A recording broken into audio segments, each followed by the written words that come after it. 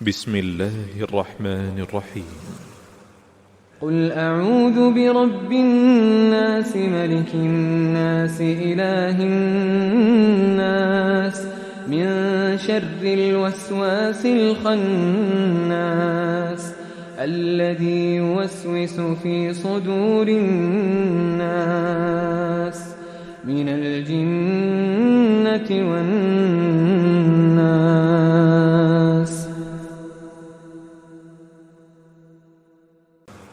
قل أعوذ برب الناس ملك الناس إله الناس من شر الوسواس الخناس الذي يوسوس في صدور الناس من الجنة والناس.